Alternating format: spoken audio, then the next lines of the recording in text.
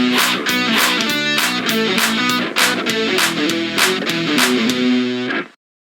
starting?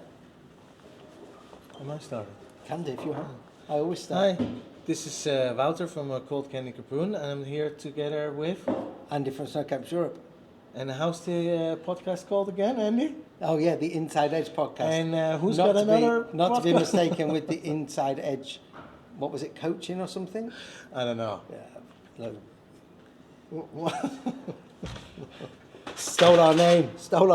So in this podcast, after the very popular piste carving ski podcast, we are back with all mountain skis. So again, we're here in the Brundle shop on the Maescovil in Capron, and we have got a selection of all mountain skis. We're going to give you a little bit of chat about the characteristics of what an all mountain ski is. We're going to talk about the ones we've picked out. We've picked them out for no other reason that they're all mountain skis. We've not got really our own preferences. Sorry, can I swear actually now? No. And because we're we're far too lame, man. And we we're need going to be a little bit more sweary. And we're going to talk about some of the differences in the construction, because there's a couple of funky things going on with a couple of these skis, which you'll see in a second.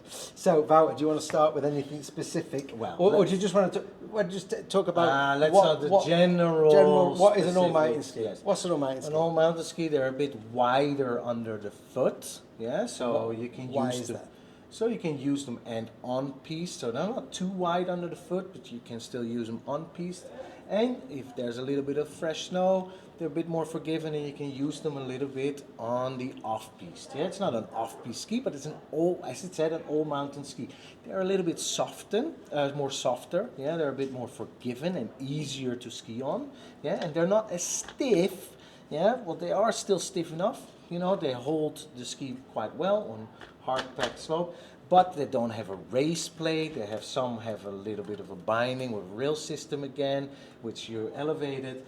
But and they have a little bit a longer radius, or a radius between a slalom, between 12 meters and, let's say, a long-term radius ski of 20 meters. They're in between that. They're normally like between 14 and 17 meter radius, something like that, depending on, of course, the length of the ski. But you know, did you get my gist? So the intention is you can ski them anywhere on the mountain in any kind of snow condition, whether that be powder or hard-packed ice. They say they're going to grip the ice and they're going to be soft enough and wide enough to float in the powder. That's the idea behind of it. I strongly dislike these kind of skis, but that's me. That's my opinion. Why is that then? Why? Because it's the same. You can do the same on like the previous, like on a piste ski. Yeah. There's not much difference, because what is this? This one is what's the width under the foot? 72.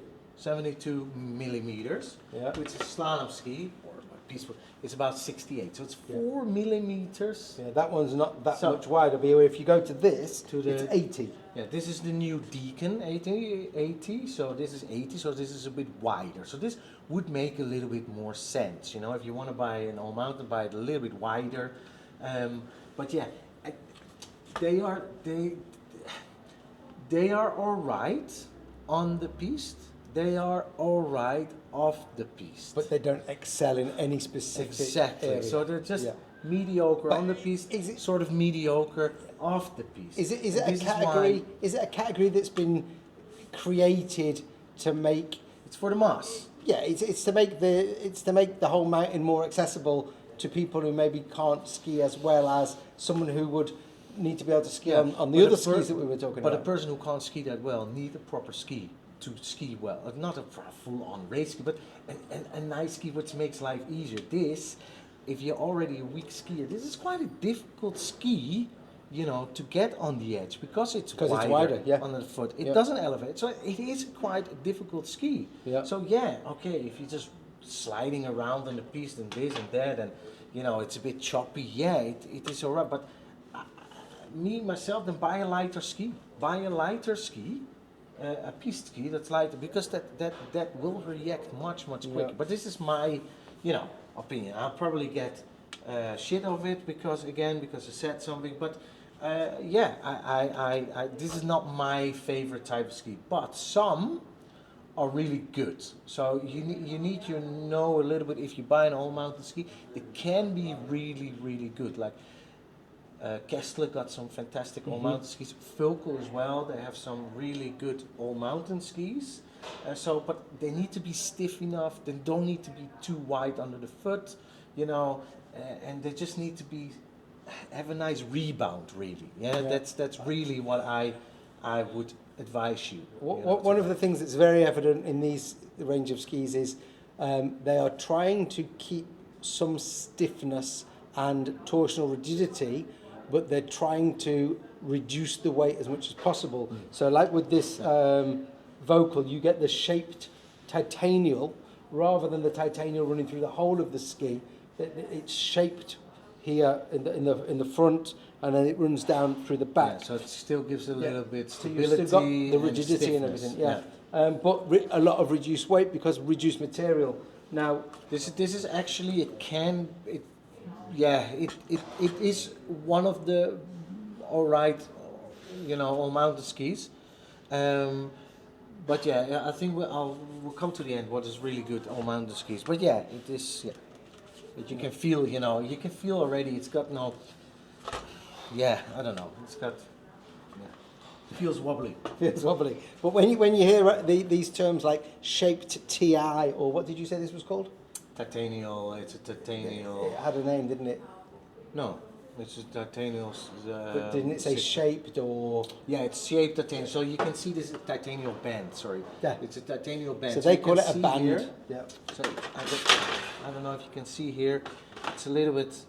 So you can see here's this band of. Yeah. So they call it a titanial band. Fisher would call it shaped TI. Different brands, different things. Now also, did it actually say titanial or did it say titanal? Because most skis, a lot of people think that the product that's in there is titanium, but it isn't titanium. In 99% of cases, it's titanal, which is a type of metal like titanium. Because titanium would make the ski way more expensive. So titanal rather than titanium. But some of the skis even have titanium written on them, and it isn't titanium. Also, I forgot to say, if you buy an all-mountain ski, buy it a little bit longer. Sorry, that's what's really important that doesn't get it. So if you buy an all-mountain ski, buy it a little bit taller because that it gives you a little bit more stability, and then the ski is actually quite better. If you buy the ski too short, it gets really wobbly. So when we talked about the Piste Performance Skis, the Piste Carvers, we were talking about wanting some rebound, and we were looking at the different skis on that video and checking the rebound. Is the rebound as important with these all-mountain skis? Yeah, rebound is always important. Okay, so again, the rebound thing is because you relevant. use these on Yeah, of course. It's the same way. Everywhere, Hopefully, we'll do one also about off-piste skis because nowadays it's all rocker. It's all rocker, and it is going in the complete wrong direction. If you, because you know, in the powder, it's like, yeah, when do you have powder? How many days a year? Not every day. It's normally, you know, it's tracked out. It's icy. So you want actually also in the off-piste, you want a bit of a camber off-piste ski. You know, those are the best. There's always a camber because you want always. It doesn't matter if you go. Also in the powder, you need rebound. If you want to enjoy the powder, you need rebound. So you need a nice ski. And the rocker ski, it's float rather than rebound. It's a lot of blah. We've said it in previous podcasts. What have we said in previous podcasts? What was I going to say? We have said it in previous podcasts about having a ski that's appropriate to where you're going and what you're doing. Now we've talked previously about big fat wide skis, and that 90% of tourists going to Europe are not going to get the conditions that ski is built for, 100, 110 wide. So you're going to end up skiing around on the piste on a ski that's not meant to ski on a piste. Obviously an all-mountain ski gives you that kind of versatility, but again, be realistic when buying a ski.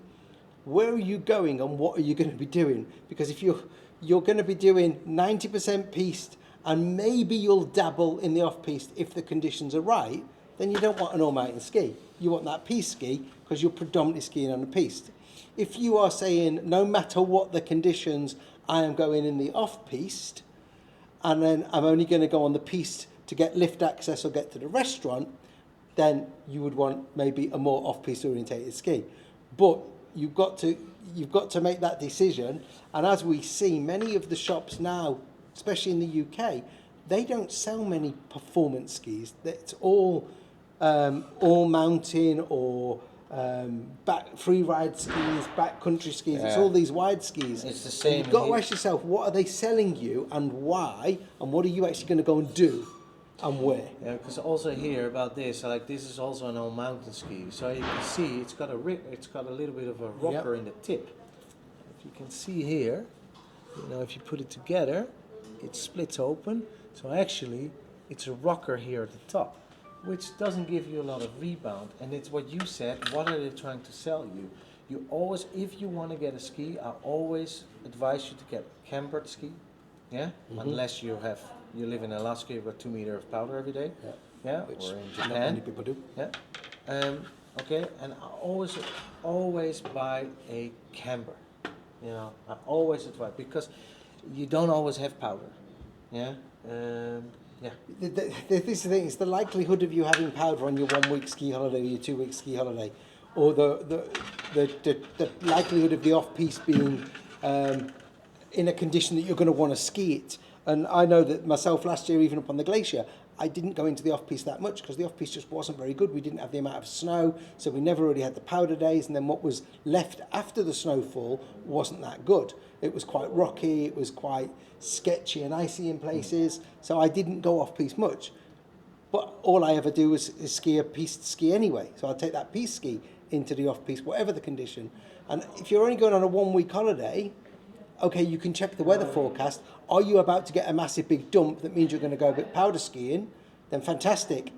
Rent a powder ski when you get there. If you own a piste ski, don't necessarily hedge your bets and say, I'm going to get an all-mountain ski or I'm going to get a Freeride backcountry ski.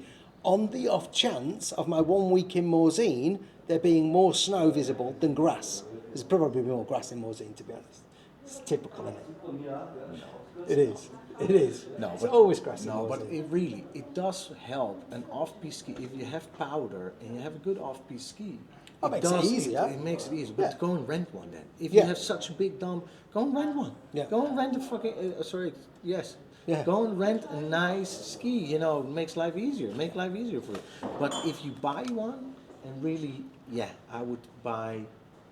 What you said. Think about it. What you're skiing on. What is this? And if you buy one, let's say also an off-piste ski, don't buy too wide because you can't use it on the piste. It's really not It's going nice to be very uncomfortable, difficult to control, doesn't make no any edge sense. grip, rattling around like a rattly around thing. The other things that again, like with the piste skis on the other podcast, and this is Atomic's version, the Q7. It's got the Revo shock, so it's got that dampening system. How much is this? $699. This is the most expensive out of all of these skis we've pulled out, I think. Yeah. By a long way. Yeah, because and it should have been 1,000, but heavily reduced again. They are a little bit cheaper as well, the all mountain skis. Because they're less quality, but 700. Yeah, it's. I'm surprised this one was $1,250. Allegedly, $1,250 with binding. So you've got that titanium band. Again, is the vocal kind of system within that ski. You've got the Revo shock on Atomic. We've got something called Quattro in the Blizzard ski. I don't actually know what that is. Do you, Wouter? It's from the Audi Quattro. I mean, it's also Blizzard. I like the Blizzard All Mountain. They're also quite nice skis. They're just a bit softer and but they're nice skis. But And then I don't know what the Quattro is. I think it's probably got something to do with the build, hasn't it? Because it's probably got four levels of laminate or something in the ski. We could probably look online and find out, but I don't actually know. Made in the Ukraine. I had Blizzard a long time ago. They were thermos, and they got stiffer or softer with the temperature, allegedly. The Salomon S-Max. I'm not a big fan of Salomon skis. You did have some of them blue ones for a day, didn't you? And then took them back. They looked good again. I thought, oh, I'll try them, and I straight like away them, did you? gave them back. Yeah. But these have got the edge amplifier, and they're a semi-sandwich construction. So again, in the last video we talked about sandwich cap construction. So this is a semi-sandwich, so it's got a bit of a cap. It's got this raised area under the toe and the heel piece, which is these rails, this edge amplifier, which is supposedly going to get you a better edge grip on piste. Not going to be much use in the off-piste really. Again, just different. You can see the shape of it there. Different brands doing different things. It's all just marketing. It's the same ski, same old sort of. I think some of it has to have an effect, but a lot of it is what can we baffle them with bullshit basically. Again, if you buy, if you buy an all-mountain ski that can be really, really good, buy a camber one. Don't buy too wide under the foot, and it's got a nice rebound, stiff enough, and it is, you can do everything with it. Don't buy a plate, not one with a plate on it, and that's it. Buy it a bit longer, as I said. You've got a great ski, but loads of them are a little bit. It's all marketing. It's all made for the mass produced. Easy to get in. I think this one as well now. What's it called? The Peregrine. It says here these things at the back, so it makes it easier to get in the binding. Come on, you just get in the binding. Don't. Anyways, but everyone is also different. So if you buy a ski, I would just advise you to go to the sports shop, rent a ski for a day, try some different skis out, and the ones you like the most, buy that one. And you get normally the rental money back for the day if you purchase that ski. I would always do it like that. Because there's a big difference between the all mountain skis. In most reputable retailers now, the skis that are in the rental are actually the skis that are on the rack, where years ago there used to be specific rental skis which were like cheap skis which were just meant for rental, but the skis in the rental are now the skis on the rack, so you can try before you buy, rent them for 1 or 2 days. You'll typically then get your rental back off the price of the ski. So if you were going to go and rent the curved TI from Fisher, let's say, if that was in the rental and your rental cost you 50 quid, you'd get another 50 quid off your already discounted price, 499 quid for a ski with a binding. Absolute bargain. But yeah, just try before you buy where you can. Yeah, always. Because everyone is different.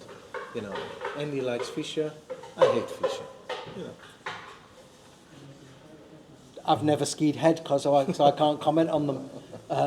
But I've skied Atomic and I ski Atomic as well. He's just very heady. But Atomic is also good. No, but it's your personal preference. But you've only been head for a while. And also, I quite like it. The ski, it's got a cool color. You need to like the ski. That was very much about the design. Yeah, which is boring. Yeah. Just because we're going to do a future podcast on another subject, would you say you're a head influencer? No. I just like the ski. Okay. I will stay true to the ski I like the most. I don't care about who it is, what it is. I don't get paid for it. I don't. Okay. But I know what you're going. Yeah. No. So we're gonna make a podcast about influencers. I don't get anything from a head. I don't do anything for a head. But I like the ski the most. That's me. Yeah. Like Gunther likes Atomic. You like Atomic. And that has nothing to do with this. It's just like you personal. Rossignol is a good ski. Gastley is a fantastic ski. It's too expensive for me, but it's a fantastic ski. Stockley is fantastic. Yeah. Too expensive for me.